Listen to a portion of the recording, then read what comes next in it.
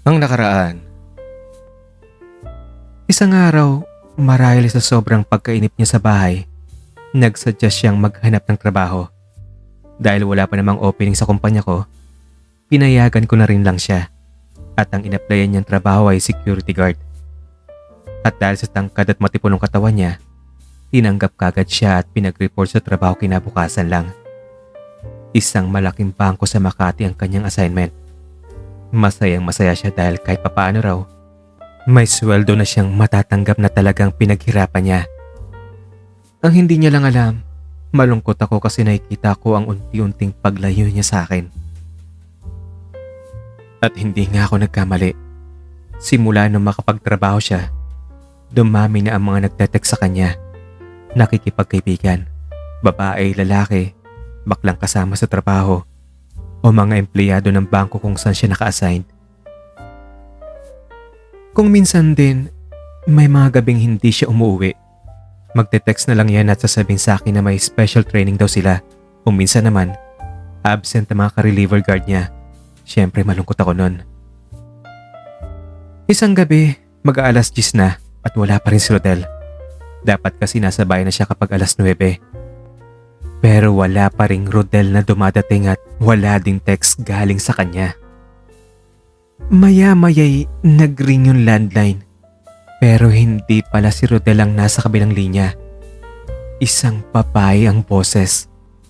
At tono pa lang ng pananalita ay napi-figure out kung may pinag-aralan. Nandyan po ba si Rodel? Hindi pa dumadating eh. Sino po sila? Si Christine May po. Girlfriend niya. May usapan kasi kaming magkikita ng 9:30. Wala pa siya eh. At naka-off ang cellphone niya. Baka kako nakalimutan niya ang date namin. Pakiramdam ko ay bumara ang lahat ng dugo ko sa puso ko. Tila hindi ako makahinga. Ganun ba? Baka na-late lang, Christine. Antayin mo na lang. Hindi ko lubos maisalarawan ng matinding sama ng loob sa nalaman ko. Pakiwari ko'y dinurog ang puso ko. Tinotorture. Hindi makatulog. At habang tumatakbo ang oras, ramdam ko ring pabilis ang kabog ng dibdib ko. At sa gabi ngayon, walang Rodel na umuwi ng bahay.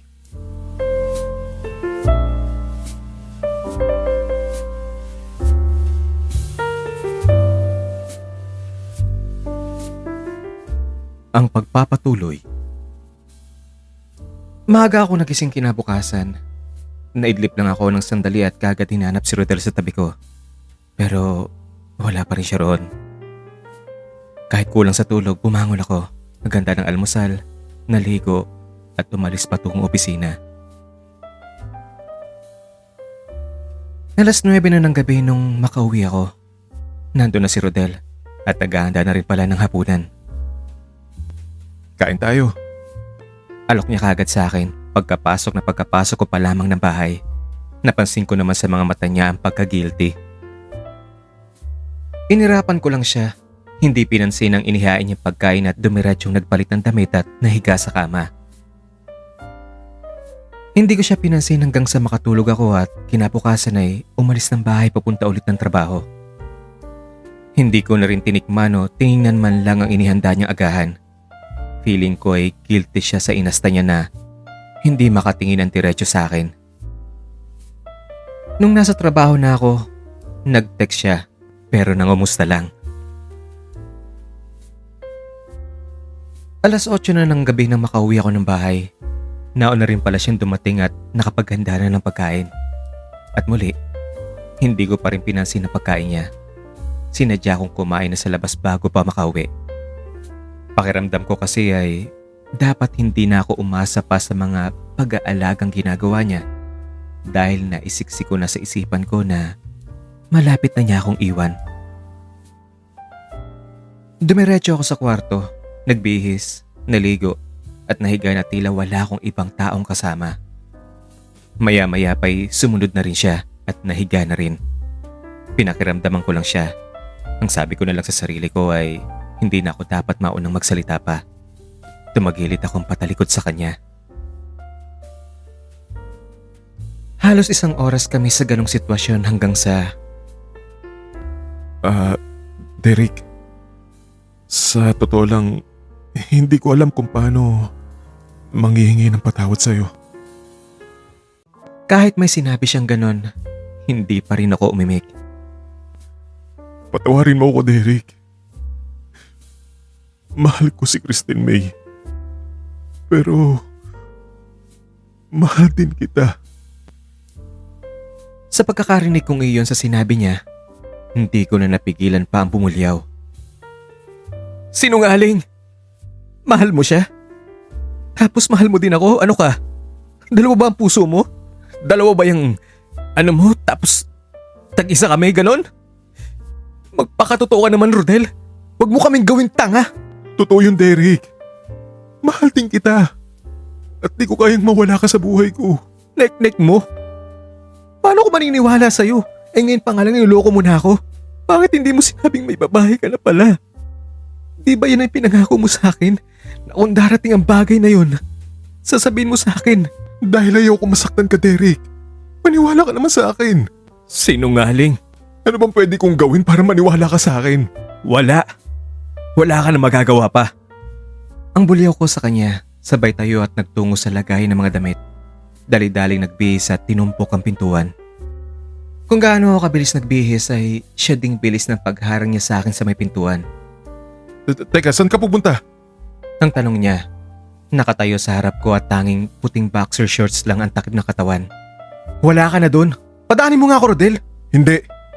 Kung ayaw mong sabihin kung saan ka pupunta, hindi ka pwedeng lumabas. Ano bang pakialam mo? Padaanin mo nga ako. Tabi! Ibinuhos ko ang lahat ng puwersa ko para labanan ang pagharang niya at nang makalabas ako ng pinto. Pero sadyang mas malakas si Rodel at wala akong nagawa kundi ang paghampas-hampasin na lang ang dibdib niya habang niyayakap naman niya ang katawan ko.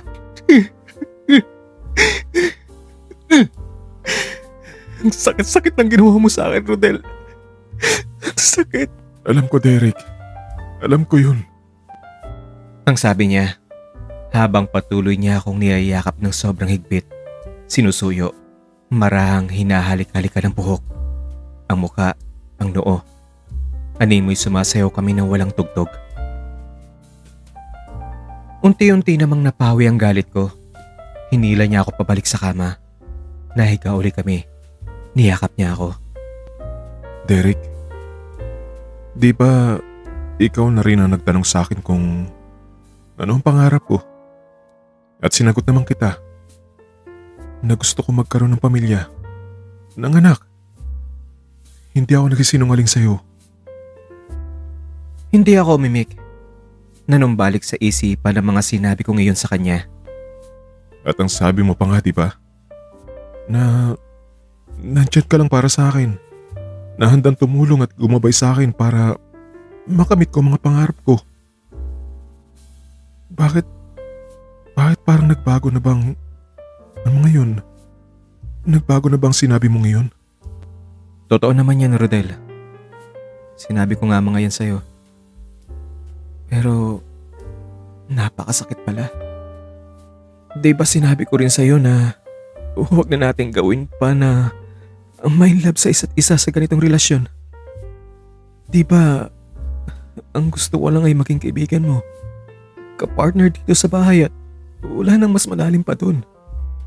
At ikaw ang nagpumilit na gawin natin ang bagay na ito. Ang ganitong relasyon. Di ba parang tinuruan mo na rin ang puso kong mahalin ka? At kapag napamahal ka na sa akin na sobra, kaparusahan at pahirapan mo rin.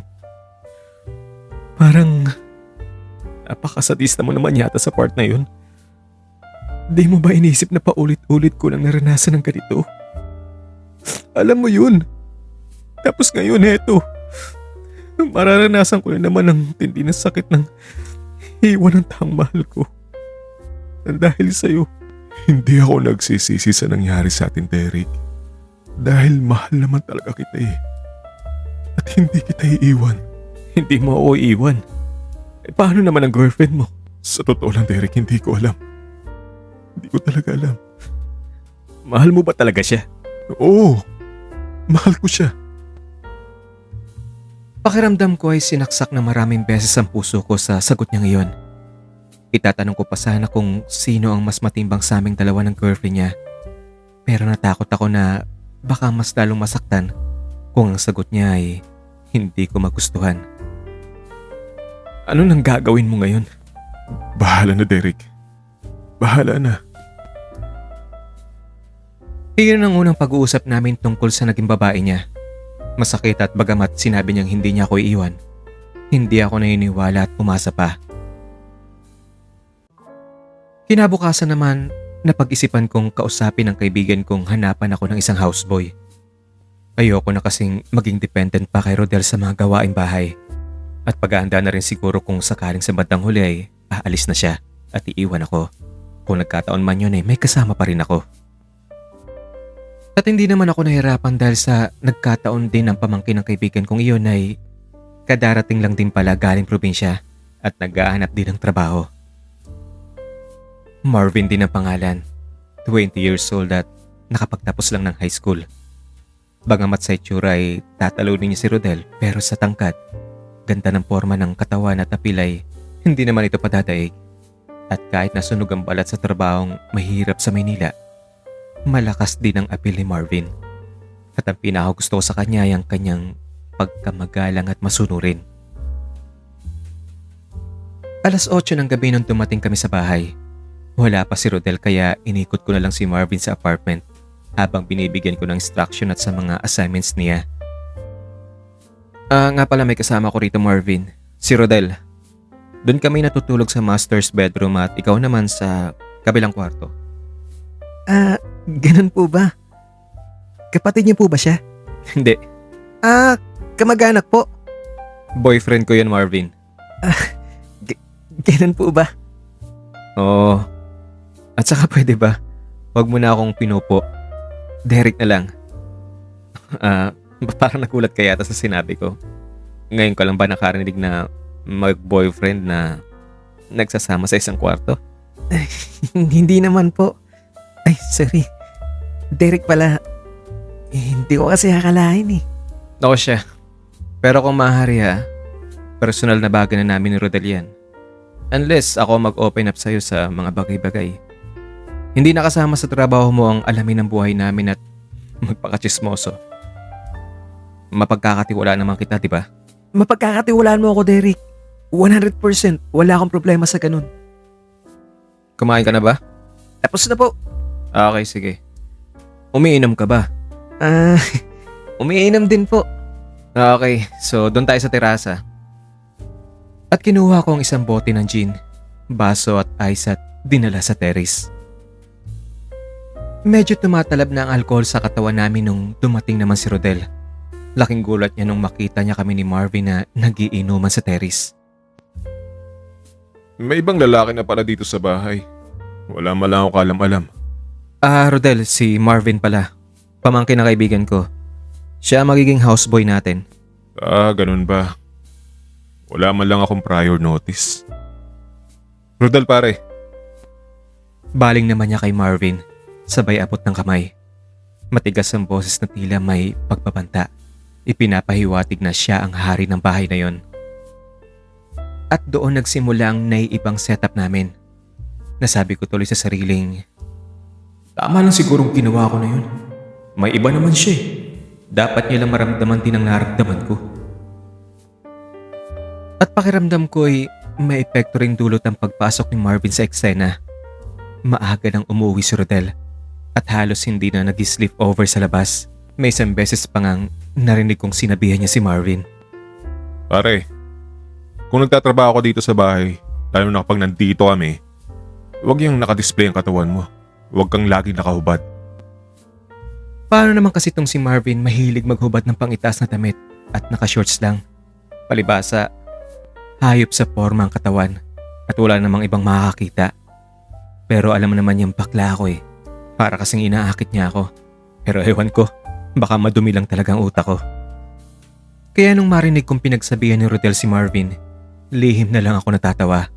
Alam ko kasing nagsiselos ang hunghang. Hanggang sa isang araw, marahil ay hindi na nakati si Rodel. Kinausap niya ako. Alam mo, paalisin mo na kaya yung si Marvin. Kaya ko namang gawin ang lahat ng mga gawain dito sa bahay. Bakit kailangan pa natin kumuha ng isang houseboy pa? Okay, sige. Paalisin ko si Marvin. Pero sa isang kondisyon. Ano naman yun? Aaminin mo sa girlfriend mo ang relasyon natin at iimbitahin mo siya para magkaharap kami. Ano bang intention mo? Simple lang. Kung pareho mo kaming mahal, dapat hindi lang ako may alam na may iba ka. Dapat siya rin. Alam niya nandito ako na sabi mo, mahal mo rin. Pangalawa, hindi ba maganda kung maging friends tayong tatlo at tanggap niyang meron kang iba? Sigurado akong masakit din sa kanya yan kung isang araw, magigising na lang siyang may bakla pala siyang karibal sa'yo. Ano? Sige. Okay, deal. At kapag nagawa mo yan, paalisin ko na si Marvin dito. Dumating ang takdang araw ng pagbisita sa bahay at pagpapakilala ni Rodel sa girlfriend niya sa akin. Nung makita ko, pati ako'y napahanga. Maganda, maputi, sexy, matangkad, magandang magdala ng damit. At bagay na bagay sila. Para siyang isang napakagandang prinsesa, habang si Rodel naman ay isang napakagwapong prinsipe. Naramdaman ko kaagad ang sobrang pagka-insecure sa nakitang magkasamang dumating. At kahit hindi ipinapahalata ni Rodel, ay pansin ko ang paglalambing ng babae at pagka-sweet nila sa isa't isa. Matinding lungkot at pagkaawa sa sarili ang pumalot sa buong pagkatao ko sa sandaling iyon. Iyon bang feeling na, wow, parang itinadhana sila sa isa't isa. Bagay na bagay. At nandito lang ako, isang joker, panggulo o kontrabida. Feeling ko, wala talaga akong role na pwedeng gampanan sa buhay ni Rodel. Lahat ay kinuha na sa akin ng babaeng yon. At kung magkakanak pa sila, siguradong napakagwapo o napakaganda. Noong mga oras na yon, pinigilan kong bumagsak ang mga luha ko dahil sa awang nararamdaman ko para sa sarili ko. Ikaw pala si Christine May. Ang sabi ko sa kanya, napilit ipinapamalas ang ngiti sa mga labi ko. Dito tayo sa taas. Umakyat naman kami sa taas at sinabihan si Marvin na maghanda ng juice at sandwich. Naupo silang dalawang magkatabi ni Rodel sa sofa, habang ako naman ay sa upuang nasa harap nila. Magandang araw po. Kumusta po kayo? Okay naman ako. Mabutit napunta ka rito at nagkita na tayo. Ang sagot ko sa kanya, habang tinitingnan ko si Rodel sa tabi niya na tila hindi mapakali. Ako din po. Masaya na nakita kayo. At itong tinitira ni Rodel, hindi naman pala kalayuan sa opisina namin. Hindi ko alam kung anong pumasok sa isip ko, pero diniretso ko ng tanong si Christine May. Sinabi na ba sa'yo ni Rodel kung ano ba talaga kami ang tungkol sa amin? Pakiwari ko'y tila binagsakan ng malaking bato sa ulo si Christine May sa narinig. Halatang nagulat at naguguluhan. Lumingon siya kay Rodel. Hindi pa po. Bakit? Ano po bang tungkol sa inyo? Tinginan ko ulit si Rodel na halatang natataranta at namumutla na. Magjowa kami. Tuluyan ang sumiklab ang matinding gulat at galit sa mukha ni Christine May. Nilingon niya ulit si Rodel at tinanong siya ng diretsahan kung totoo ba ang sinabi ko. Sa pagkabigla sa bilis ng mga pangyayari, hindi na rin nagawang sumagot kagad ni Rodel at ang tanging nasabi na lang niya ay,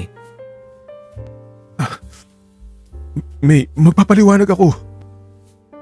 pero hindi na nagawang magpaliwanag pa ni Rodel. Tumayo na si Christine May at nagtatakbo na palabas ng pintuan. Nanlilisik naman ang mga mata ni Rodel nung lumingon sa akin at bumulyaw. Bakit mo ba sinabi sa kanya? Wala naman sa usapan natin yan ah. At bakit hindi? Di ba yan ang usapan natin? Bakit dinala mo rito ang babaeng yun kung hindi mo naman pala sasabihin sa kanya ang tungkol sa ating dalawa? Hindi pa itong tamang panahon, Derek. Sana naghintay ka naman. At hanggang kailan ako maghihintay ha? Hanggang mamatay na ako sa konsumisyon? Sa sakit na nararamdaman ko? Samantalang kayo, nagpapakasasa sa kaligayahan? Hanggang kailan mo ba paglalaro ng damdamin ko? Binitawan ni Rodel ang isang malakas na suntok na tumama sa pintuan. Sabay takbo nito palabas ng bahay. Sige, lumayas ka at huwag ka nang bumalik pa rito. Sigaw ko habang pinagmamasdan ng tuloy-tuloy niyang pagtakbo. Ilang araw din ako naghintay pero wala nang Rodel na nagpakita pa.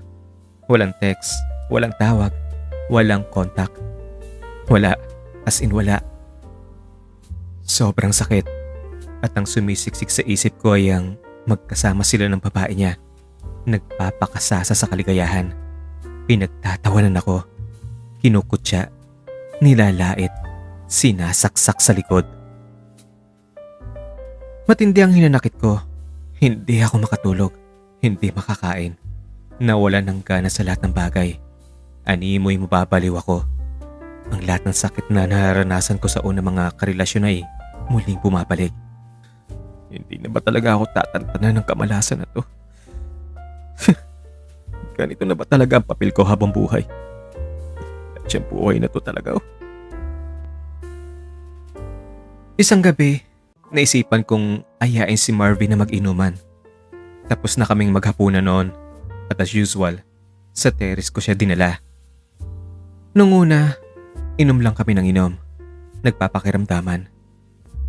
Pero nung tumalab ng alak sa utak namin, ako na ang una nagsalita. Alam mo ba Marvin, sobrang lungkot ng naramdaman ko sa pag-alis ni Rodel. Mahal ko kasing hinayupak na yun eh. Pansin ko nga Kuya Derek eh. Minsan tulala ka. Kung may tutulong lang sana ako sa'yo. Salamat kahit papaano nandito ka. Hindi ko nga maintindihan kung bakit love na love ko ang hayop na yun eh. Para tuloy gumuho ang lahat ng mga pangarap ko. Parang wala nang kabuluhan ang lahat sa mundo. Wala nang halaga pa ang buhay ko. Huwag naman ganun Derek. Alam mo dapat huwag kang magpapatalo sa lungkot. Isipin mo na kahit wala na siya, tuloy pa rin ang buhay. Nandiyan pa naman yung mga kaibigan mo. Umiikot pa rin ang mundo. Nagbubukas pa mga malls at ang mga sinihan, mga clubs at diskuhan. Joke lang po. Anong silbi ng mga yun kung nagmumukmo ka at sirain mo ang buhay mo nang dahil lang sa isang tao? Napangiti naman ako sa sinabi ni Marvin. May point naman siya. Ako nga po, mataas ang respeto ko sa iyo eh. Idol kaya kita. Kasi matalino ka, maganda ang trabaho. Nakayanan mo ang lahat ng mga pagsubok. May pera ka pa. Samantalang ako at ang mga katulad ko, ito, walang pinag-aralan. Kahit anong trabaho pinapasok. Diba dapat ako at ang mga katulad ko ang mas nalulungkot at masabing wala nang halaga ang buhay. Pero tingnan mo naman ako. Hindi ako nagreklamo pero okay lang. Tinanggap ko ang ganitong buhay. Sadyang ganyan lang talaga siguro. Buti ka nga. Ang problema mo pag-ibig lang eh. Eh yung iba na kagaya ko wala nang pag-ibig. Wala nang love life. Wala pang nakakain. Kaya dapat enjoy mo ang buhay mo Derek. Dahil mas swerte ka pa rin kaysa sa karamihan. Kaya hindi naman dyan please. Tila nawala naman ang pagkalasing ko sa sinabing yun ni Marvin. May punto ka naman dyan Marvin. Ang ganda ng mga sinabi mo. Siguro nga napaka-selfish kong tao no. Sarili ko lang iniisip ko, sariling pagdurusan akong tutuusin eh. May mas magaan lang kumpara sa paghihirap ng ibang tao. Ikaw lang kasi pinapalaki mo ang issue ng pag-ibig. Kung ako yon, kung gusto niya ako at gusto ko siya, walang problema. Jowa na kagad yan.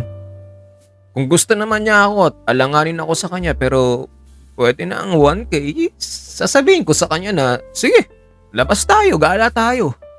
Pero kung ako naman na may gusto sa kanya, pero ayaw niya sa akin eh, malas ko. Wala akong panggala. Natawa na rin ako sa kanya. Pakiwari ko ay biglang nagkaroon ng ningning ang mukha ni Marvin sa mga tingin ko nung marinig ang mga malalalim at huwiti na salitang binitawan niya. At ewan ko rin ba, Marahil ay sa dami ng alak na nainom ko, pakiramdam ko'y biglang gumapo siya at lalo akong nataranta nung pahabol na sinabi niyang, Kung gusto mo, okay lang sa akin kahit wala akong panggala. Kung yan ang makakatulong. tila natulala ako sa narinig. Natuyuan ng laway at biglang lumakas ang kabog ng dibdib. At nung tinanggal niyang bigla ang pang-itaas na damit niya at walang pakialam na itinapon ito sa sahig, lalo pa akong nanginig. Nanlamig ang buong katawan sa ginawa niyang iyon. Wala akong magawa kundi ang pagmasdan siya habang nakaupo pa rin sa harap ko. Huwag ka magsalita ng ganyan, Marvin. Bahala ka. Baka mapalaban ka. Di gawin mo na, Derek. Dalian mo. Baka magbago isip ko. Ang palaban naman niyang sagot habang ang mga matay mapupungay na dala ng pagkalasing, mistulang nangungusap, nagmamakaawa. At naganap na nga ang hindi dapat maganap. Hindi ko na napigilan ang sarili ko. Pero sa pagkakataong iyon, hindi din naman ako nagsisisi dahil matindi pa rin ang kinikimkim kong galit kay Rodel. At iyon ang naging simula ng lihim namin ni Marvin. Inaamin kong sa tindi ng galit at sama ng loob sa paglayo ni Rodel, parang naging malayo ako sa totoong ako. Kahit pa sasabing pampalipas oras lang ang arrangement namin ni Marvin. Klaro sa usapan namin na nagtatrabaho lang siya sa akin bilang houseboy. At parte ng trabaho niya ay samahan ako sa kalungkutan ko. Ganyan ka-practical si Marvin. Okay lang sa akin, Derek, yun. Basta masaya ka at malimutan mo siya kahit panandalian lang. Total, wala namang mawawala sa akin eh. Masaya din naman ako. Yan ang linya binitawan ni Marvin at masaya ako sa offer niya ngayon. Siguro ay masasabi kong nakatulong din ang arrangement na iyon. Kahit papaano natuto akong lumaban, makalimot kahit panandalian lamang. Pero kahit ano pang gawin ko, si Rodel pa rin ang hinahanap-hanap ng puso at siya lang ang laman ng isip ko. Nandun pa rin na matinding pangungulila ko sa kanya at hindi ko pa rin matanggap na wala na siya sa buhay ko.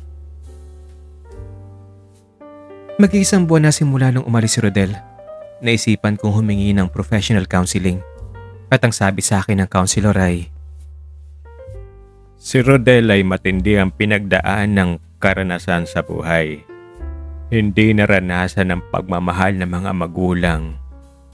Nakaranas ng pangabuso. Kung tutuusin, hindi normal ang dinaanan niya.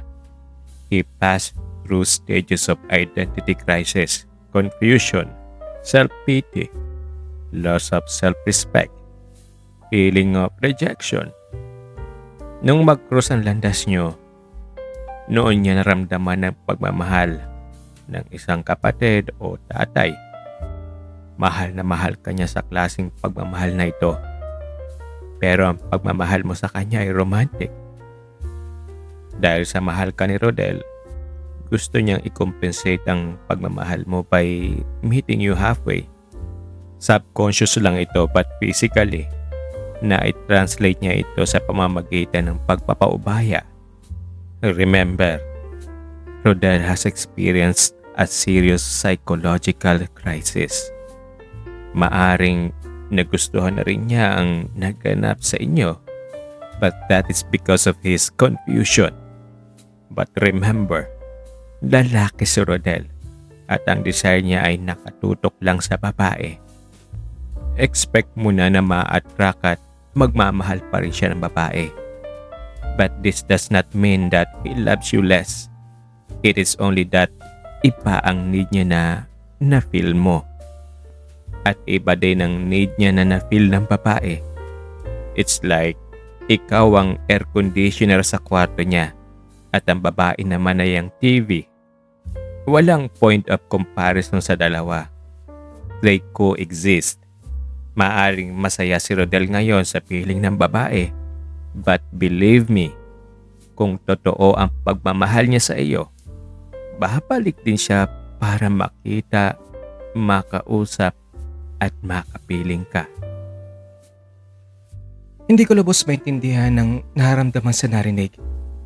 Masaya sa huling sinabi niya na hindi ako pwedeng makalimutan ni Rodel at naghahangat pa rin siyang makapiling ako. Pero malungkot din dahil ibig sabihin, hindi ko pala siya pwedeng masarili at mapunan ng lahat ng needs niya. Parang ang hirap tanggapin. Bumabalik-balik din sa isip ko ang pangako ko na sosuportahan siya sa pangarap niya sa buhay na magkaroon ng pamilya at anak. Tinatanong sa sarili kong magpakamartir na lang at tiisin ang lahat o give up na lang at tuluyan ng kalimutan siya. Dahil walang pasok kinabukasan, hindi na ako nag-alarm pa. Gusto ko kasi makapagpahinga at makabawi ng lakas at tindi ng pagod habang kasama ko si Marvin sa nakaraang gabi. Hindi ko alam kung gaano ako katagal nakatulog. Nagising na lang ako nung may kumalampag sa kwarto at nagsisigaw. Mga walang hiya! Sabi ko na nga ba may relasyon kayo eh! Mga traidor! Si Rodel at nagpupuyo sa galit sa nakita niyang ayos namin ni Marvin na magkatabing nakahiga sa kama namin.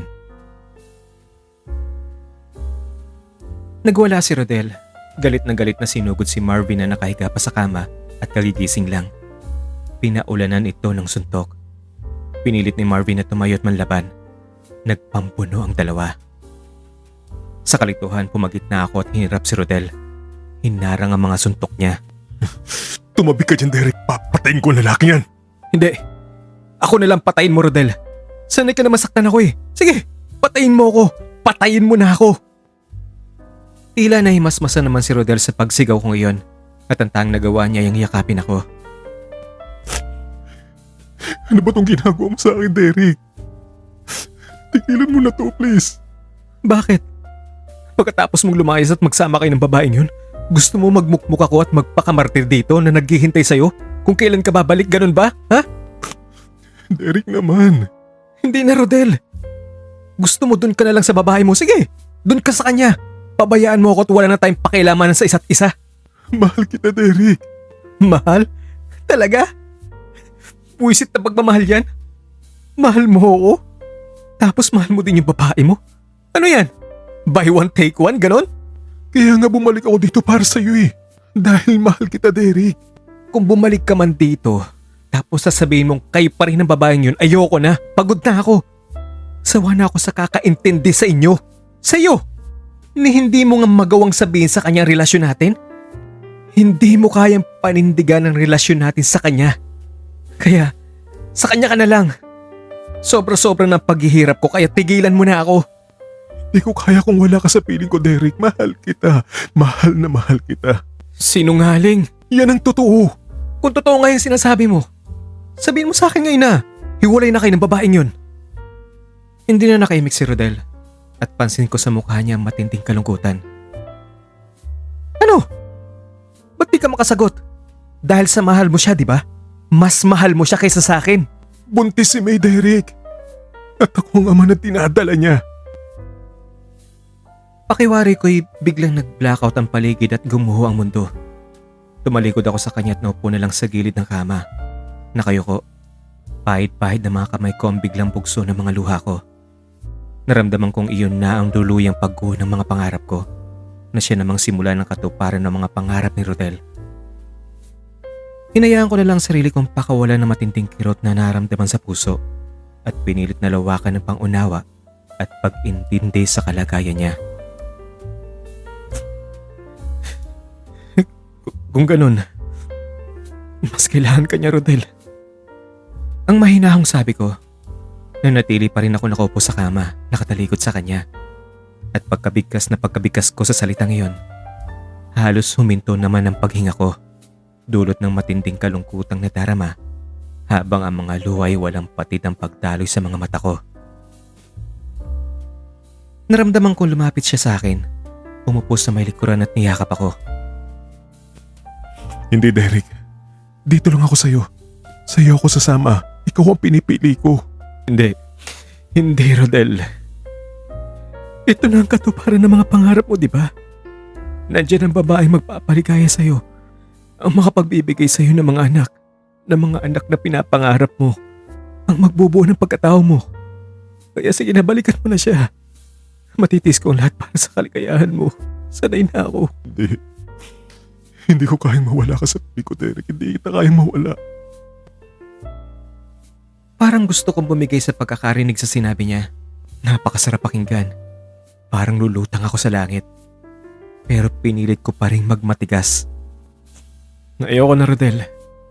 Sige na, bumalik ka na sa kanya. Kahit alang-alang man lang sa magiging anak mo. Sa bata. Tumayo ako. Tinungo ang locker habang nanatili siyang walang imik. Nung makapagpalit na ako ng damit. Sige na, Rodel. Naalis ako at mamayang gabi pa ako babalik. Gusto ko magmuni-muni sa labas. Pero saan sa pagbabalik ko, dapat wala ka na rito. At saka oo nga pala. Huwag mong sasaktan si Marvin.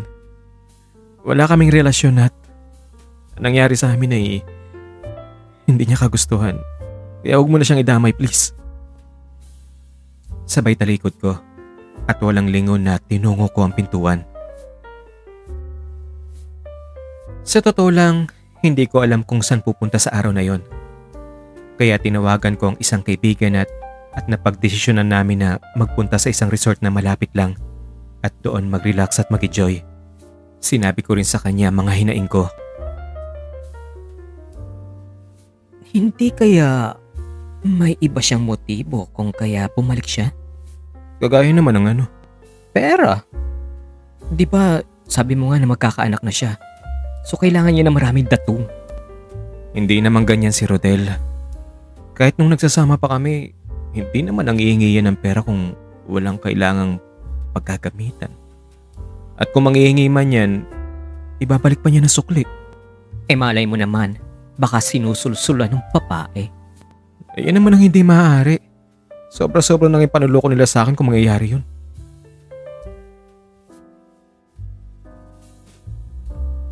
Mag-aalas 10 na ng gabi nung makauwi ako ng bahay.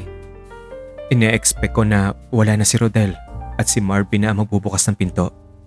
Pero laking gulat ko nung ang nagbukas ng pinto ay si Rodel. Bakit nandito ka pa? Ang tanong ko sa kanya habang tinutumbok ng diretso ang second floor kung saan nandun ang kwarto namin. Sinabi ko na sa'yo na nagbalik na ako dito, di ba? Ang sagot naman niya habang sumusunod sa akin. Hindi ako kumibo. Dali-daling nagpihis at dumiretsyong ibinagsak ang katawan sa kama. Humiga na rin si Rodel. Niyakap ako. Idinantay ang isang paa sa harapan ko. Alam mo bang miss na kita, Derek? Paano naman yung papae mo? Ewan ko. Hindi ko alam. Gusto ko na kung may decision man akong gagawin tungkol sa amin ni May. Kasama ka sa decision na yun. Pues, ang desisyon ko ay bumalik ka sa kanya. Hindi, Derek. Ayoko mag-isa ka dito. Ayoko masaktan ka pa. At sa muli, bumigay na naman ang puson ko, puso. Siguro ganyan lang talaga karupok ang damdamin ng isang bakla. Isang yakap lang ng lalaking mahal at bibigay na. Isang linggo ang lumipas simula nun. Napansin ko naman ang lungkot sa mga mata ni Rodel. Palagi itong tulala at napakalalim ng iniisip. May problema ka ba, Rodel? Wala ito, Derek. Wala. Ayoko ng ganyan, Rodel. Kilala kita. Sabihin mo kung anong problema mo. Ano? Si May ba? Hindi. Hinayaan ko lang siya manahimik. Hindi ko na rin iginiit pa ang gusto kong malaman. Derek. Pwede pang hihiram ako sa'yo ng pera. Pera? At para sa naman? Magkano? May paggagamitan lang ako personal. Kung maaari, 100,000 pesos sana. 100,000 pesos? 1,000? Diyos ko naman, Rodel. Ang laki naman yan. At teka, para saan mo ba gagamitin yan? Basta, saka ko na lang sasabihin sa'yo. Pwede ba? Okay, sige. Ang naisagot ko na lang, kahit may malaking katanungan at pag-aalinlangan sa likod ng utak ko. Siyempre, hindi nabura sa isipan ko ang sinabi ng kaibigan ko na may posibilidad na pera na iyon ay para sa mga plano nila ng babae niya. Gusto ko mang magalit, hindi ko rin magawa dahil wala naman akong ebidensya at nagpaalam naman ng maayos siya sa akin. Pero di ko maiwasan ng hindi kabahan. Nasa trabaho pa si Rodel sa gabing iyon nung may natanggap akong tawag. Si Christine May, ang babae ni Rodel, at gusto makipagkita sa akin sa bahay niya. Kahit matindi ang kinikimkim kong galit sa babaeng yun, pumayag na rin ako. Maliit lang ang kwartong inuupahan niya at nasa may squatter area pa. Sa nakita kong ayos ang tinitira niya, alam kong naghihirap siya. May isang electric fan lang, lumang-luma ang mga kasangkapan, at marumi na rin ang pintura ng kwarto. Mabuti naman at pinaunlakan mo ang kahilingan ko, Derek. Okay lang yun. Para din makapag-usap tayo at maklaro ang mga issues at problema kung meron man. Pasensya ka na sa nangyari sa amin ni Rodel. Mahal na mahal ko si Rodel. At ang sabi niya mahal na mahal ka rin niya. Pero marahil ay sadyang hindi sapat ang pagmamahal niya upang panindigan niya ang nangyari sa amin. Nung nandito siya sa akin, palagi lang siyang tulala. Ang layo ang tingin. Alam ko ikaw ang laman ng isip niya. Kaya para hindi ako maging hadlang, binigyang laya ko siya sa kabila ng pagdadalang tao ko. Pero bago siya umalis, pinangako niyang hindi niya pababayaan ang magiging anak namin. At syempre ako. Pero sa totoo lang ayaw ko umasa. Ayaw ko mangarap ng isang bagay na sa huli. Hindi naman ito pwedeng mangyari. Sa pagkarinig ko sa kwento niya, tinablan ako ng awa at ang galit na kinikimkim ay tila unti-unti ring nalusaw. Hinayaan ko lang siya magsalita. Alam mo ba nung itinanan ako ni Rodel? Dahil nalaman ng mga magulang ko na buntis ako. Inatake sa puso ang papa ko at ngayon namatay siya. Tapos ngayon, tinakul na ako ng mama ko at ng dalawa ko pang kapatid. Hindi na ako pwedeng umuwi sa amin. Masakit pero mas lalo masakit para sa akin. Ang paglayo na sa taong minamahal, siya ring dahilan ng lahat. Hindi ko alam pero naiyak na rin ako. Nakikita ko kasi sa kwento niya ang sarili ko nung nilayuan ako ng mga taong minamahal ko. At alam na alam ko ang tindi ng sakit na nararamdaman niya. Pasensya ka na, Derek, sa paglalabas ko ng mga hinanakit ko sa'yo. Ayaw ko kasing isipin mo na sinasabi kong lahat ng ito dahil sa gusto kong kaawahan mo. Hindi awang kailangan ko kundi pang unawa at pakikipagkaibigan. Ang hirap kasi na may kinikimkim sa puso at walang karamay para akong mababaliw. Sana lang mabawas-bawasan mo lang ang dinadala kong sama ng loob.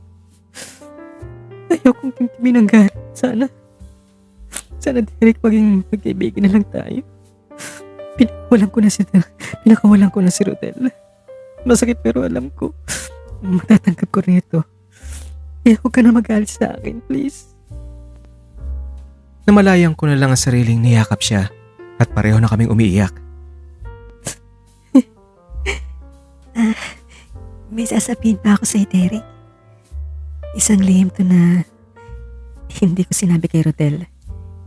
Hindi ko sinabi ito sa kanya dahil ayoko mag-alala siya at maabala sa mga ginagawa niya. Ano yun? May... Hindi niya na naituloy ang sasabihin. Bigla kasi siya nakaramdam ng hilo at nasusuka pa. Ano nangyayari sa'yo, May? Ano, okay ka lang ba? Oo, nahihilo lang ako. Siguro dahil sa pagbubuntis ko. Pero huwag ka na mag-alala. Maya-maya lang magiging okay na ulit ako. Sigurado ka ha? May dinadala kang bata kaya mag-ingat ka. Kinabahan tuloy ako sa'yo. Oo, okay lang ako, Derek. Okay lang ako. Okay, simula ngayon. Araw-araw na kitang dadalawin dito at pangako, tutulungan kita. Iyon ang nasabi ko sa kanya. Marahil siguro bunga ng matinding awa sa kanya dahil sa kagaya ko na itinakwil din siya ng kanyang mga magulang at ang lahat ng paghihirap niya ay naranasan ko rin. Lalo ang sakit sa paglisan ng minamahal. Sa nalaman ko, hindi magkamayaw ang utak ko sa kakaisip kung paano ko siya matutulungan. Tuluyan ko na rin nalimutan ng kung ano man iyong sasabihin pa niyang sanang lihim niya. Pero naisip ko rin na personal niyang lihim iyon na ikagagalit ni Rodel. Kaya iwinaglit ko na lang iyon sa isip ko. Nasa may pintuan na ako paalis nung tinawag niya ako. Derek, may itatanong pala ako sa'yo. Ano yun, May? May kilala ka bang Amelia Del Rosario? Amelia Robles nung dalaga pa. Teka, bakit mo siya kilala? Siya ang mama ko, Derek. May natandaan kasi akong sinabi niya na kapatid daw niya na Derek din ang pangalan at tinakwil ang pamilya nila. Nandito raw siya sa Maynila. Nung unang nagkita tayo, itatanong ko sana sa'yo kung kilala mo siya. Kaso naunahan ako ng galit kay Rodel kaya umalis na lang ako bigla. So ibig sabihin pamangkin kita, May? Kapatid ko ang mama mo? Kaya pala nung una kitang makita, pansin ko kaagad na magkahawig kayo ng kapatid ko. Meron kayo similarities. At muli ay nagyakapan kami. Nag-iyakan. Ang mga hagulgul ay mistulang nag-aalo sa kahirapang dinanas ng isa't isa. Hindi ko rin lubos maisalarawan ng sobrang galak na naramdaman sa pagkadiskubre ko sa aking pamangkin. At imbis na alis na sana ako, tumagal pa ng ilang oras ang pagkikwentuhan namin. Doon ko nalaman na umalis ang pamilya namin sa dati naming probinsya. Namatay ang mama ko 1 taon pagkatapos namatay ng tatay ko sa atake sa puso noong araw na itinakwil nila ako. At ang isa ko pang kapatid ay pumunta na ng Amerika. Nalaman ko din kay May na sabik na rin daw akong makita ng mama niya. Pero di lang nila alam kung saan nakuha hanapin. Alam ko yun ang simula para magkaroon ulit kami ng kontak ng mga kapatid ko na makadalaw at makahingi ng tawad sa puntod ng mga magulang ko. Dahil sariwa pa sa isip ng mga magulang ni May ang ginawa nitong pagtatanan at siguradong galit pa ang mga iyon sa kanya kaya meron pag-aalinlangan ito. Hayaan mo, May. Isang araw kapag nanganak ka na, pupuntahan natin ang mama mo at dadalhin natin ang bata sa kanya. Tingnan natin kung ayaw ka pa rin niyang makita o tangkapin kapag nakita ka nila at ang bata. At syempre ako. Binitawan ni May ang isang pilit ng ngiti. Ewan ko. Pero tila may matinding kalungkutan at malalim na kahulugan ng ipinakitang ngiti niya na iyon. Iyon ang simula ng pagiging malapit namin ni Christine May sa isa't isa. At simula nun ay Tito na ang tawag niya sa akin. Nung nakarating na ako sa bahay, isang plano kagad ang nabuo sa isip ko. Rodel, nakita kami ni Christine May sa bahay na inuupahan niya. Ano? Anong ginawa mo ron? Inaway mo ba siya? Nag-iskandalo ka ba? Hindi, Rodel. Ang totoo nga niyan, naawa nga ako sa kalagayan niya eh. At alam mo, may nalaman ako na pamangkin ko pala si May. Nakapatid ko pala ang mama niya. Talaga? Napakalit naman talaga ng mundo, no? Oo. At Rodel, napagdesyonan kong dito na natin si May patutuloyin. Dito tayo, magsasama-sama tayong 3. Paano ang setup natin nun? Nag-uusap na kami ni May at tanggap na niya na wala ka na sa buhay niya. Siyempre dito ka sa kwarto ko matutulog habang sa kabilang kwarto naman si May. Ganun ba? Di ba siya lalong masasaktan sa setup natin ngayon? Rodel, wag mo nang problemahin yan dahil tanggap na ni May ang lahat. Pero ang totoo kung mahal niyo pa rin ang isa't isa, okay na rin para sa akin kung dun ka sa kanya. Sobra na kasi ang awa ko sa kanya. Alam mo yun. At ngayong alam kong pamangkin ko pala siya at dinanas ko na itinakwil din ng mga magulang. mas gugustuhin ko magparaya. Parang gusto ko siyang pagbigyan, Rodel. Di ba nga ako ang tito niya at ako dapat ang umiintindi? Seryoso ka ba dyan sa sinasabi mo? Oo, Rodel. At kahit dito pa kayo tumira, ako pa ang bubuhay sa inyo at magiging anak nyo. Makakaya kong tanggapin ang lahat. Oo, masakit, syempre. Pero may tuwa naman itong may dudulot sa puso ko dahil ang mga magiging anak nyo ay apo ko rin pala. At ikaw, hindi ka naman pupunta sa iba kundi sa pamangkin ko. At ito na rin ang paraan para maipakita ko sa kapatid ko na hindi ako ganyang kasama katulad ng iniisip nila. At malay mo rin, baka sadyang hanggang ganito lang ang kayang ibigay sa akin ng tadhana na ang taong minahal ay magbigay ng anak na magiging apo ko naman, na magiging parte rin ng buhay at pamilya ko, na mag-aalaga at magmamahal sa akin hanggang sa pagtanda ko, diba? Siguro, pwede na yun. Namalayan ko na lang ang mahigpit na yakap ni Rodel sa akin. Pinahid ang mga luhang tumataloy sa pisngi ko. Alam mo, Derek, patuloy mo ako pinapahanga.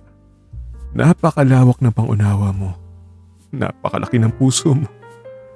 Kaya lalong napapamahal ka sa akin Huwag kang malungkot, Derek.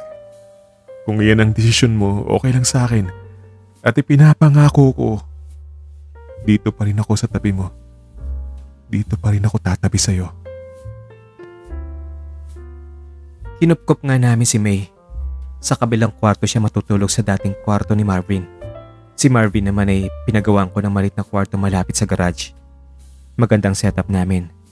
Kami ni Rodel ang parehong nagtatrabaho.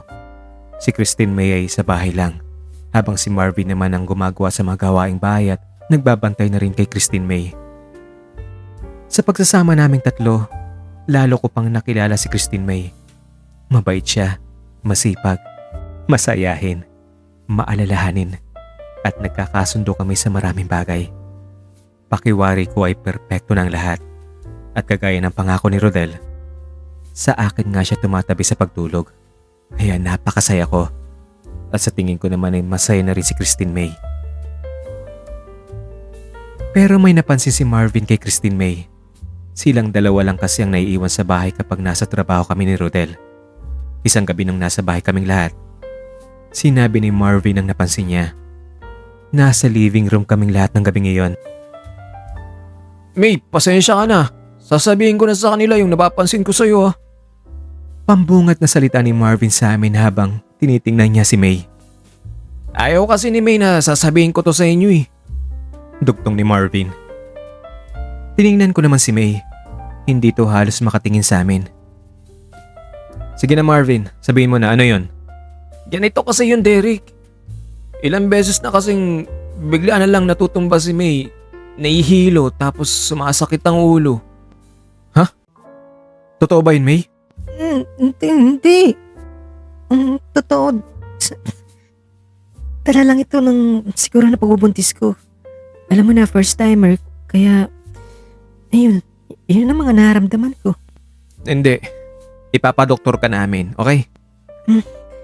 Huwag na, tito. Wala ito. Natural lang talaga ito sa nabubuntis. Siguro nag-aalala lang si Marvin kasi maliban sa pagsusuka, nahihilo rin ako. Basta May, ipapadoktor ka namin. Baka kung mapaano ka at ang dinadala mo dyan sa tiyan mo. Tito, wag na po, please. Hindi pwede, May. Buntis ka. At kahit anong karamdamang meron ka, maliit man o malaki, makakaapekto yan sa bata. Apo ko rin yan, kaya magpadoktor ka. Wala kang choice. Sumang-ayon naman si Rodel sa suggestion ko. Okay po, tito. Papayag ako. Pero sana may hihilingin din sana ako sa inyo. Okay, sige, ano yun? Ganito po. 2 linggo mula ngayon, magpipitong buwan na itong bata sa tiyan ko. Kung maaari, tito, simula bukas ng gabi, sa akin tatabi si Rodel. 2 linggo hanggang sa magpitong buwan na yung tiyan ko. Pagkatapos, magpapaparty ako at kung maaari ay iimbitahan natin ang mga magulang ko at ang mga kaibigan ko.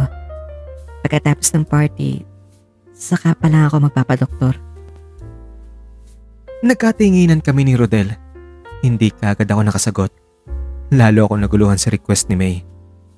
Nang tiningnan ko si Rodel, nakita kong tumango siya. Walang problema kung magtabi kayo ni Rodel. Sa party naman, okay naman sa akin yun. At sagot ko ang lahat ng gagastusin. Payag din akong imbitahan natin ng mga magulang at kaibigan mo. Maganda rin na magkita kami ng kapatid ko, syempre. Pero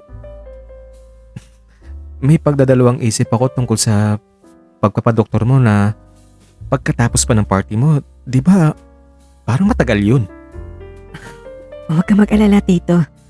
Hindi naman grabe nararamdaman ko kaya walang issue yun, trust me. Nakumbinsi naman ako. Inisip ko na lang na okay lang ang lahat. Bagamat may pag-atubili ako kung ano ba talaga ang mayroon sa party na gaganapin. Pero inisip ko na lang na importanteng okasyon sa buhay niya. O baka anniversary nila iyon ni Rodel. Natulog kami ni Rodel sa gabing iyon na wala halos imikan. Pero hindi rin ako nakatiis.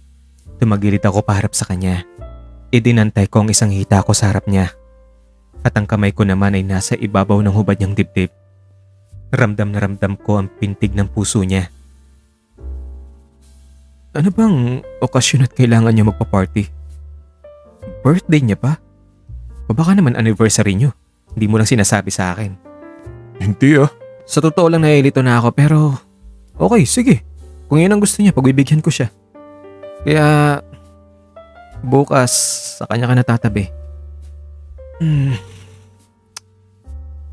Siguro dapat lang naman yun, di ba? Dahil buntis siya at ikaw ang ama ng dinadala niya. Kaya dapat mo siyang damayan. Nahiya lang ako sa'yo eh. At bakit naman? Kasi ipinangako ko sa'yo na hindi na kita iiwan. Ayokong isipin mo na katulad ako sa ibang mga lalaki dyan na sinabi mong hindi marunong manindigan. Ayokong isipin mo na isa ako sa kanila. Mahal kita. At gusto kong ipakita sa'yo na kaya kitang panindigan. Huwag ka mag-alala, Rodel. Alam ko, nung pambumalik ka sa akin sa kabila ng pagbubuntis ni May, na iba ka sa mga lalaking nanloko at nagpaluha sa akin noon. Noon pa, alam kong iba ka sa kanila. Kaya wala ka na dapat patunayan pa. Paano ka rito? Ano ka ba? Bahay natin to. Nag-usap na tayo tungkol dyan, di ba? Tsaka 2 linggo. Wala yan, Rodel. Huwag ka na mag-alala, okay lang ako, promise. Kung nag-uhuri ka, kami na lang ni Marvin ang magtatabi rito para siguradong okay talaga ako. Sige, subukan mo. At mapapatay ko yung Marvin mo. At sa bandang huli, nagtawanan na lang kami sa mga joke namin. Unang gabi sa naiibang setup na magkatabi si Rodel at May at ako lang mag-isa ang naiwan sa aming kwarto. Hindi maiwasang hindi ako manibago. Nasaktan ako ng konti, nag-isip, nangamba, pabaling-baling sa kama. Ini-imagine na ang una na yakap-yakap ko ay si Rodel. Hindi ko rin maiwaksi sa isipan ko ang mga eksena na kapag nanganak na si May. Tuluyang bigyang laya ko na si Rodel. Ipapaubaya siya sa mag-ina. Ipapakasal sila at hahayaang magsama. Nakikinita ko ang saya na malalasap nilang dalawa sa pagbuo nila ng pamilya. At ako, kahit masakit, magiging masaya pa rin dahil nagparaya ako para sa aking pamangkin, apo at pinakamamahal na si Rodel. Alam kong hindi maaring pag-isahin ang mga pangarap namin ni Rodel. Pangarap ko ay magkaroon ng isang lalaking magmamahal sa habang buhay. Pero ang pangarap naman ni Rodel ay ang magkaroon ng katuwang, pamilya at anak. At hindi ko maibibigay sa kanya iyon na kay May ang lahat ng katangiang makapagbibigay ng katuparan sa mga minimiti niya. Kapag tuluyan ng mabuo ang pangarap ni Rodel, hindi na ako makakasiguro kung paninindigan pa niya ang pangako na hindi niya ako iiwan. Pero sabi nga nila, if you love someone, set him free. If he comes back to you, then he is yours. But if he doesn't, then he never was. Ang sakit lang. Sa gabing iyon, matagal ako bago nakatulog. Ang mga katanungan at eksenang iyon ang bumabagabag sa utak ko. Iniisip ko na lang na sa buhay na ito, hindi lahat ng bagay ay makakamit. Gaano man katindi ang pagsisikap na gawin ng isang tao. Pero ang tunay na susi ng kaligayahan ay ang pagpaparaya at pagtanggap sa katotohanan ng maluwag sa dibdib. Naramdaman ko na lang ang mga luhang tumataloy sa pisngi ko. Hinayaan kong bumagsak ang mga ito sa unan hanggang sa makatulog ako. Sa halos 2 linggong magkasama sila sa higaan, pansin ko sa mga kilos ni May ang saya. Hindi ko lubusang maipaliwanag ang tunay na mararamdaman. May konting selos at sakit, may konting pagkahabag sa sarili. Pero may malalim na kaligayahan ding naramdaman dahil nakapagdulot ako ng saya at ligaya sa buhay ng pamangkin ko. Sa part naman namin ni Rodel, tila nahaluan ito na pagkailang. Halos hindi siya makatingin sa akin ng diretso. Pero naintindihan ko yon. Mas nangingibabaw pa rin sa akin ang pag-intindi, ang pagpaparaya. Huling gabi yun ang pagsasama nila ni May. Habang tulog na ang lahat sa may kwarto nila, bumaba ako sa hardin at naupo sa isang upo ang sementong gawa ni Rodel. Malapit sa isang malit na puno ng nara.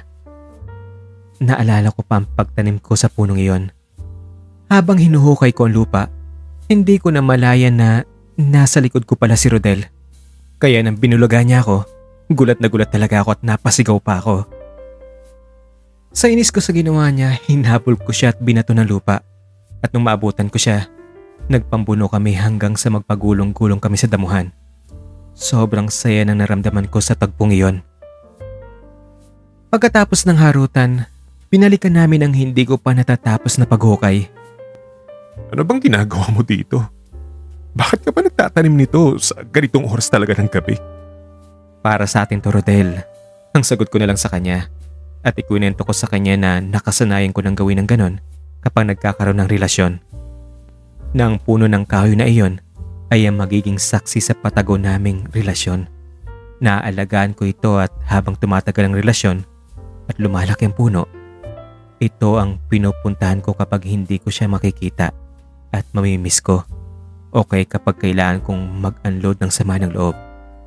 Kuminsan di kinakausap ko ito kapag wala akong makausap at walang makaintindi sa nararamdaman ko. Ganun ba yun? Paano kung maghiwalay kayo? Anong mangyayari sa puno? Ito ang magsisilbing alaala ko sa kanya. Kung gusto kong sariwain ang nakaraan, pupuntahan ko ito. At dito ko rin ibabaon ng mga alaala namin. Ang mga bagay na nakapagbibigay sa akin ng alaala sa kanya. Kasamang isang sulat na nag-alaman ng mga hinaing at sama ng loob ko. Tapos itong itatanim mong bago, itong puno na tatanim mo para sa akin ba to? At wala nang sabi-sabi pang kinuha niya ang pala at siya na nagpatuloy sa paghukay. Nung sapat na ang lalim, siya na rin ang nagtanim ng puno. Nang matapos na ang sabi niya, Roderick. Roderick ang pangalan ng punong ito. Pinagsamang pangalan natin. At pangako, hindi ko pababayaan na darating ang panahong may ipapaon kang mga masasakit na alaala at hinanakit sa punong ito. hinubad niya ang pangitaas niyang damit at inihagis iyon sa damuhan. Pagkatapos ay hinugot niya ang Swiss knife sa kanyang bulsa. Hinilang isang maliit pero matalas na kutsilyo dito. Laking gulat ko na lang nung bigla niyang ikinudlit ito sa kanyang kanang braso. Tumagas ang dugo at ipinatak ang mga ito sa mismong punong itinanim niya. Rodel naman, ano bang ginagawa mo? Nakakatakot ka naman, sandali nga lang. Kukuha lang ako ng alkohol at bulak, diyan ka lang. At agad ako nagmadaling pumasok sa loob ng bahay para kumuha ng alkohol at bulak. Ano ka ba naman? Bakit mo ginawa yun? Tingnan mo. Parang diniligan ng dugo yung puno. Ang sabi ko nung makabalik na at pinunasan ang sugat niya para gamutin. Ano ka ba, Derek? Wala ito. Gusto ko lang ipakita sa'yo na hindi lang pawis at lakas ang ibinigay ko para sa punong yan. Pati dugo ko, idinilig ko pa. Mabuhay at lumaki man yan. Alam mo na may dugo akong dumadaloy sa kalamnan ng punong yan. Kaya pareho nating aalagaan ang punong yan, okay? Siyempre naman na-touch ako. Tila nabilaukan at hindi makapagsalita. Sa mga naging jowa ko, si Rodel lamang ang bukod tanging tumulong sa akin na magtanim ng puno, magbigay ng pangalan at magpakita pa ng pagpapatunay kung gaano ako kahalaga sa kanya. Sinuklian ko ng yakap ang sinabi niya habang nangingilid ang luha ko sa mga mata ko. Kinabukasan, nakita ko na lang ang sementong upuan sa gilid ng puno. Simula nga noon, nakasanayan namin ni Rodel na kapag gusto naming magpahangin sa gabi, lalo na kapag malaki ang buwan, sa garden kami tatambay sa upuang ginawa niya. Sa tabi ng puno na siyang simbolo ng aming pagmamahalan. Pabugso-bugso ang ihip ng hangin sa gabi ngayon, malamig, at habang pinagmamasdan ko ang puno ay ramdam ko ang saya nito. Nakabalik na rin naman ang naramdaman ko. Kitang-kita ang pagtubo nito na mas matangkad pa ng konti sa tawang taas. Berdeng-berde, malulusog ang mga dahon, sanga, at habang hinihipan ng hangin ay tila kumakaway-kaway ito. Mistulang masaya siya, katulad ng naramdaman ni Rodel na kapiling si May ng gabing iyon.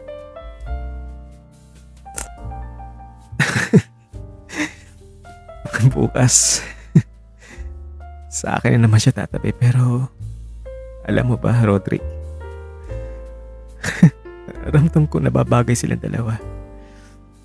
Hindi lang dahil parehong gwapo at maganda sila, kundi dahil may magiging anak na sila. At ako, magpapaubaya. Sila naman talaga ang dapat na nakatadhana, di ba? Nasa ganun akong pakikipag-usap sa punong itinanim namin ni Rodel nung may narinig akong kalusko sa aking likuran. Si Rodel pala. Oh, bakit ka ba nandito? Iniwan mo si May? Huwag ka mag-alala, tulog na si May. Ako naman, nahirapan ako matulog. Ganun ba? Ano, kamusta ka na? Heto, okay lang. Ba't parang sasagot mo, parang hindi ka naman masaya? Dahil ba natatapos ng pagsasama niyo at babalik ka na sa akin? Hindi. Nasabik nga akong makasama kay... May mga bumabagabag lang talaga sa isip ko. Pwede ko bang malaman yan? Baka magalit ka eh. Sa totoo lang, lumakas ang kapog ng dibdib ko sa narinig.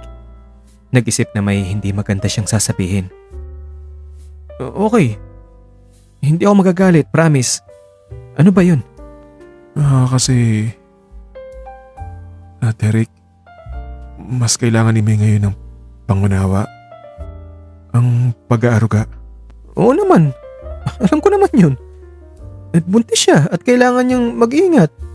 At dapat maalalayan, masuportahan. Kung gusto mo, doon ka na lang palagi tumabi sa kanya gabi-gabi para mabantayan mo siya. Naintindihan ko naman yun. Yumuko lang si Rodel. Sandaling natahimik. Pansin ko sa mga mata niya ang malalim na iniisip. Mga ilang sandali lang ay nagsalita na siya. Derek. Papakasalan ko si May. Tila biglang huminto ang pag-ikot ng mundo ko sa narinig. Ramdam ko ang pamumuo ng luha sa mga mata ko. Pero nilabanan kong huwag bumuho sa mga ito. Matagal ako bago nakasagot, bagamat iyon ang plano ko. Ang sakit palang pakinggan kapag nanggaling ang mga salitang iyon sa taong mahal mo. Oo naman. Alam mo, sa totoo lang, yan din ang plano ko. Naunahan mo lang talaga ako. Oh. Alam ko nasasaktan ka, Derek, pero sana naintindihan mo ko.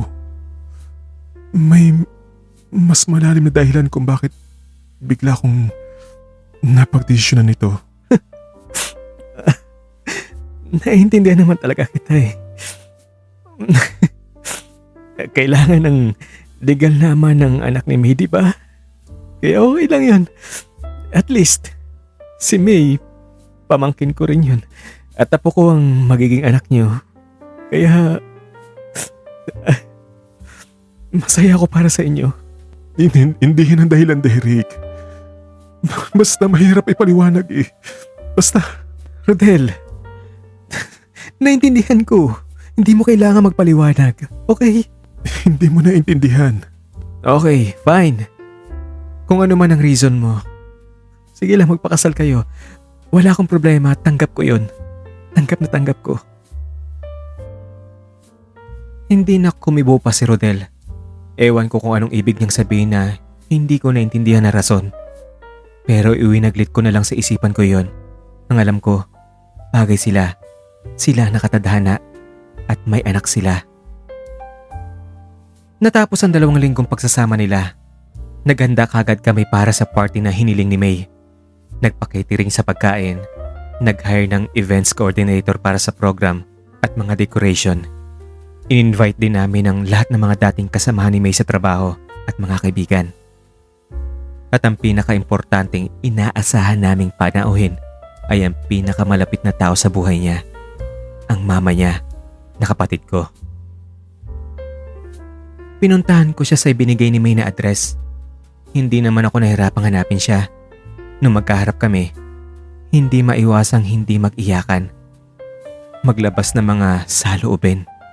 Hanggang sa kapwa gumaan ang loob at matanggap ang lahat.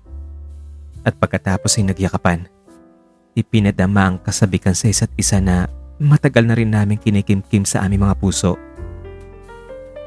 Pero may unresolved issue ang mag-ina dahil sa pagtatanan nila ni Rodel.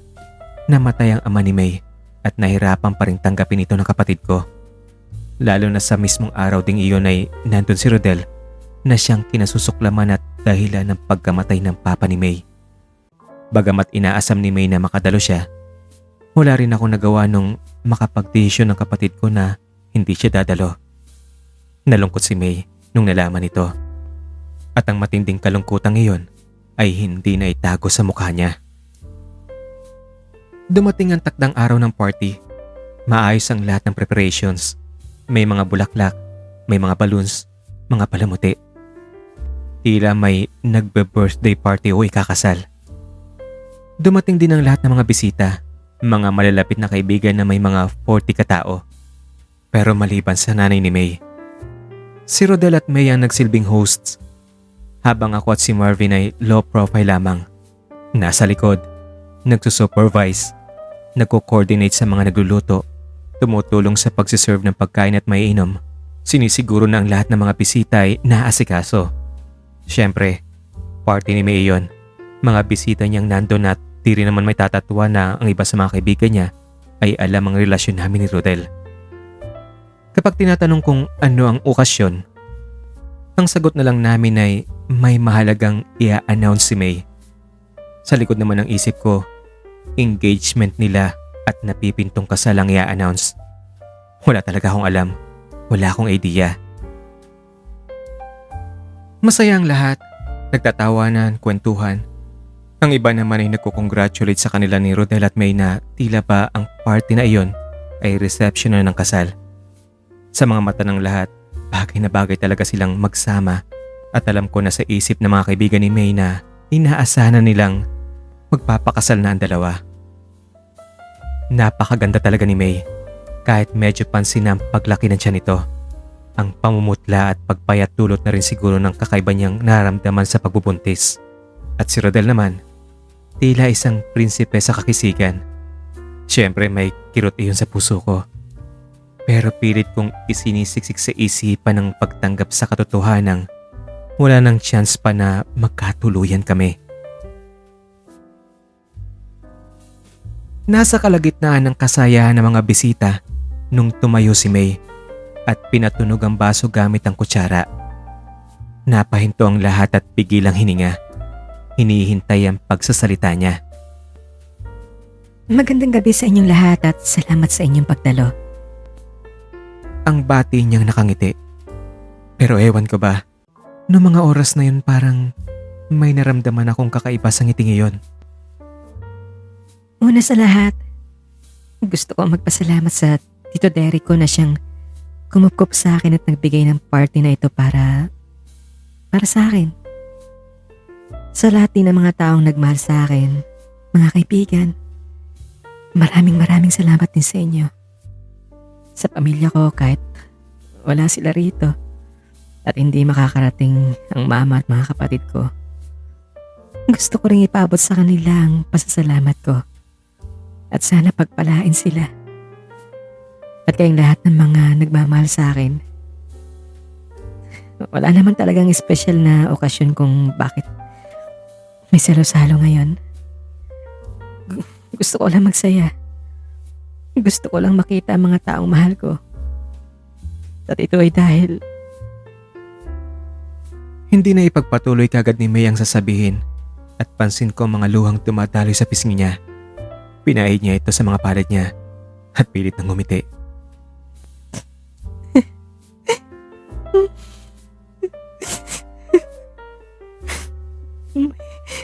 may taning na ang buhay ko.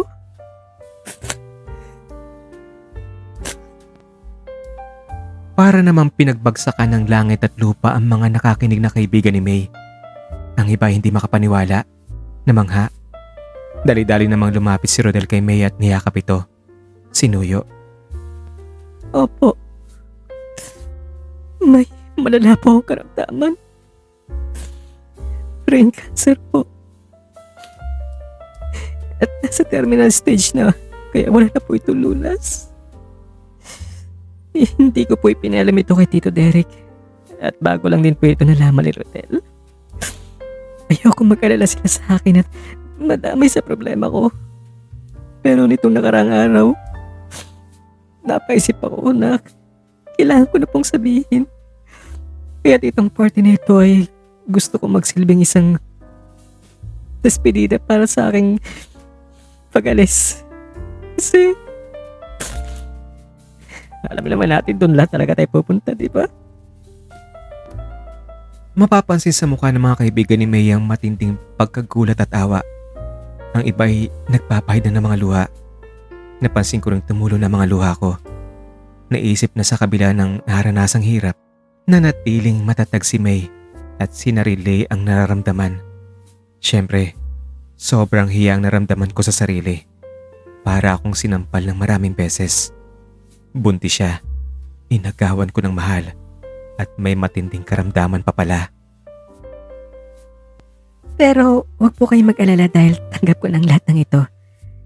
Kaya pakiusap ko lang ay huwag kayong malulungkot para sa akin dahil nakahanda na po ako. Kaya tuloy ang ligaya. Mabigat man sa kalooban at tila tulala sa nalaman, itinaas na rin ang lahat ng kanilang mga wine glass. Pilit na ipinapamalas ang saya sa kanilang mga muka. Pumalakpak si May at nagpalakpakan na rin ang lahat. Dahil ito ay isang masaya na despedida na sa nalalapit na paglisan ko, siguro mas okay na marinig ko na ngayon yung mga sasabihin niyo sa burol ko. Gusto ko rin sana magkaroon ng eulogy. At isa-isa nagsalita mga kaibigan ni May. Puro mga nakatatawa at memorable na karanasan. Ang mga magandang nagawa ni May sa kanila na di nila malilimutan. Nag-iyakan habang nagkikwento at may awkward na tawanan kapag nababanggit ang mga kabulastugang naalala nila. Nung si Rodel na nagsalita, hindi naman maiwasang lumakas ang kabog ng dibdib ko. Una, gusto kong humingi ng tawad sa iyo sa pag-iwan ko sa iyo. Nahinto sandali si Rodel. Ang mga mata ay ibinaling sa kinaroroonan ko. Naiwan ko, pero para akong pinipiga sa hiya at guilt na naramdaman sa pagkakabigkas ni Rodel sa mga salitang iyon. Siguro nga may pag-aalinlangan ako sa pagmamahal ko para sa iyo. Pero maniwala ka man o sa hindi, mahal kita, May. Nung panahon na iniwan kita, hindi ako mapakali dahil alam ko ang hirap ng kalagayan mo. Alam kong hindi sapat ang suportang ibinibigay ko sa'yo. Gusto sana kitang ilipat ng titirahan sa isang medyo magandang lugar. Kaya ako nanghiram ng pera kay Derek. Pero nung malaman kong nagkausap na pala kayo at pinatira ka rito, natuwa talaga ako. Kasi kahit papaano, maibsan ang paghihirap mo sa dati nating tinutuluyan.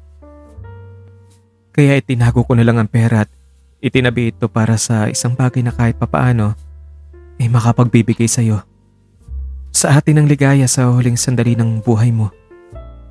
At ito ang hihilingin ko ngayon sa'yo.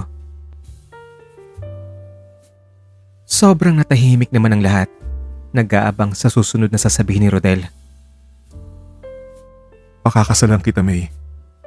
At lumuhod ito.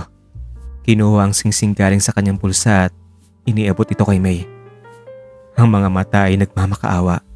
Sabay sabing, Will you marry me, May? hindi kaagad nakaimik si May. Ang ibang mga bisita na may naghihiyawan, nagpapalakpakan, sumisigaw ng, yes, mag-yes na si May. Tumingin naman si May sa kinatatayuan ko. Tila naghahagilap ng clue kung papayag ba ako. Huwag ka mag-alala, May. Kagustuhan din ni Derek ang magpakasal tayo. Napangiti na lang ako at ipinakita sa kanyang thumbs up sign ng kamay ko. At yun na nga, nag-yes na si May sa tanong ni Rodel. Nakabibingi ang palakpakan at hiyawan ng mga bisita habang isinusot ni Rodel sa daliri ni May ang singsing. At pagkatapos ay nagyakapan sila. Sa pagkakataong iyon, aaminin ko na may kirot sa puso ko ang tagpong iyon. Pero tanggap na ng kaibuturan ng puso ko ang lahat. Sa araw din ngayon pagkatapos ng salo-salo ay dinala namin si May sa ospital para kahit papano'y maalagaan ng maigi. Bagamat gusto niyang sa bahay na lamang siya magpahinga para hintayin ang taktang araw, nakumbinsi din namin siyang pumayag alang-alang sa batang nasa sinapupunan niya. Isang linggong nakaraan, naganap ang kasalan.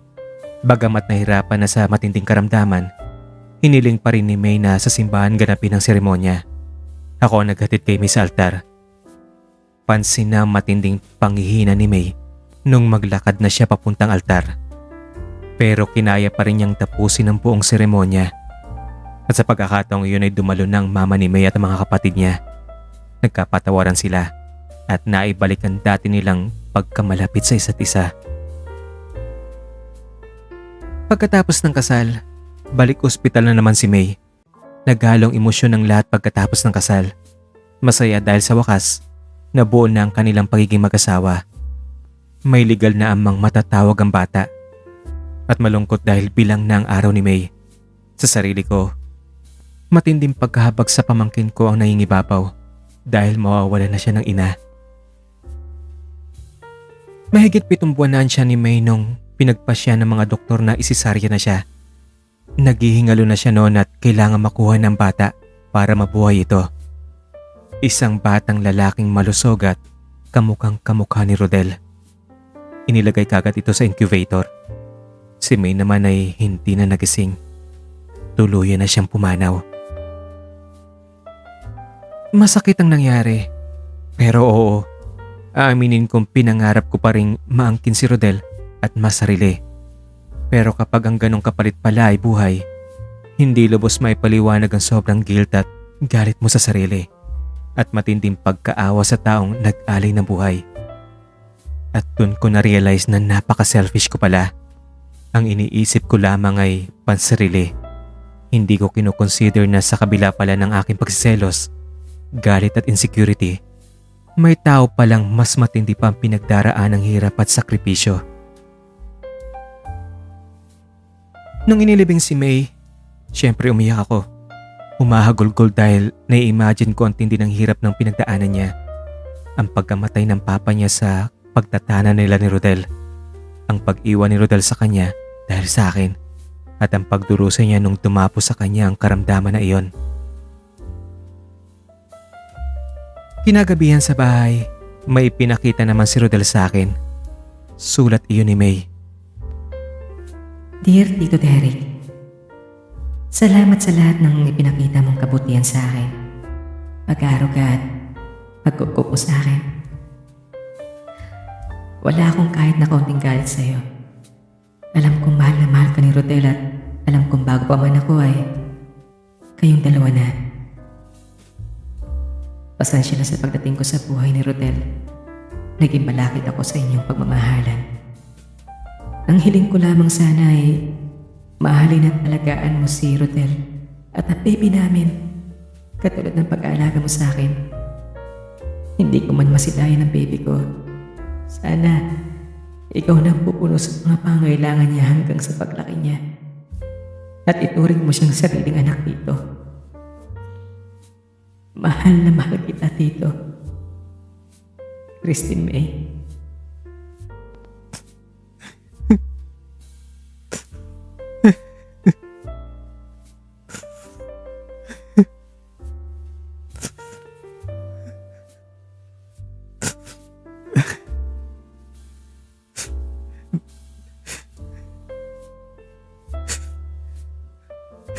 Napakabait mo, May. Napakabait mo.